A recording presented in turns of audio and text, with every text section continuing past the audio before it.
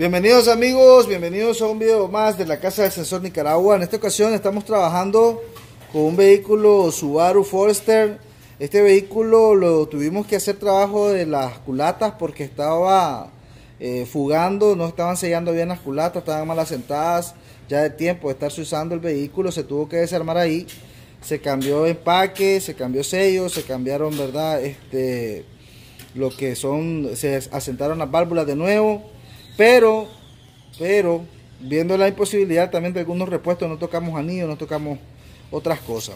El problema también fue que al momento de que vinieron los repuestos nos trajeron un cuerpo de aceleración, porque el otro cuerpo se había dañado.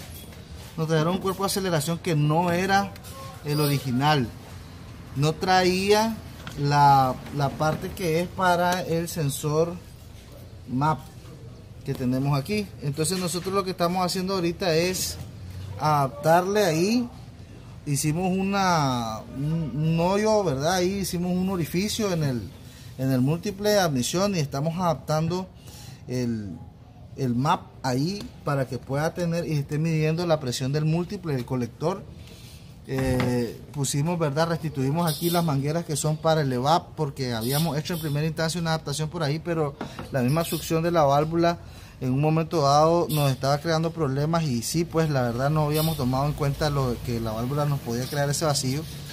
Pero al momento de armarlo, al momento de que ya el carro estaba acelerando, se fue a probar el vehículo y en un momento nos dio un problema de que el vehículo se perdió la potencia y casi se apagó el vehículo.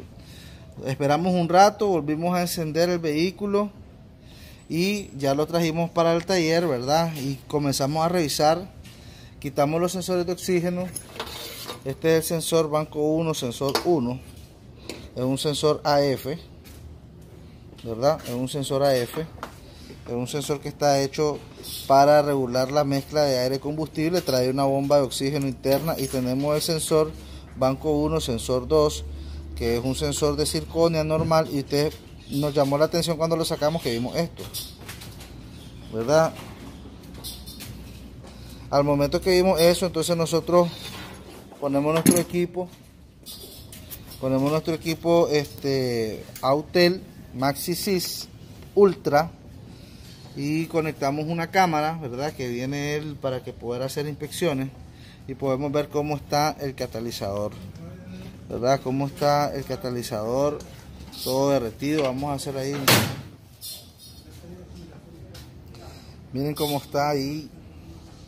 Por el lado de adelante no se mira así, se mira. Vamos a meterlo en el lado de adelante, por favor.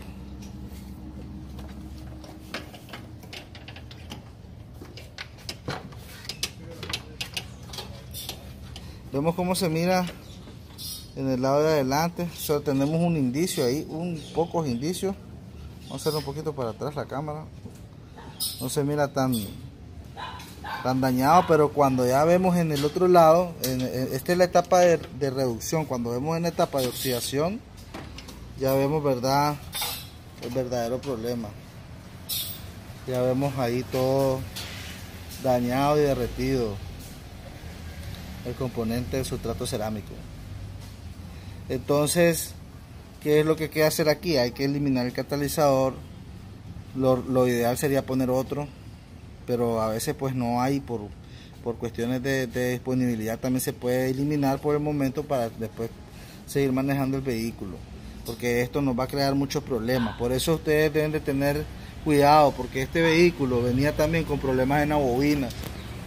Se había destruido el cepo de la bobina y así venía. Cuando nosotros lo revisamos aquí, ¿verdad? Cuando comenzamos a trabajar en el vehículo, vimos ahí el cepo dañado, ¿verdad? Nosotros lo que estamos haciendo, inclusive estamos cambiando la bobina por cualquier cosa, ¿verdad? Esta es la bobina que traía el vehículo originalmente y el cepo estaba dañado, ¿verdad? Entonces eso pudo ocasionar ese misfire que había andado ocurriendo en este vehículo, ese problema y esa mezcla rica que tenía, ¿verdad? Por las válvulas, porque las válvulas no estaban sellando. Ese problema se generó en un daño al catalizador.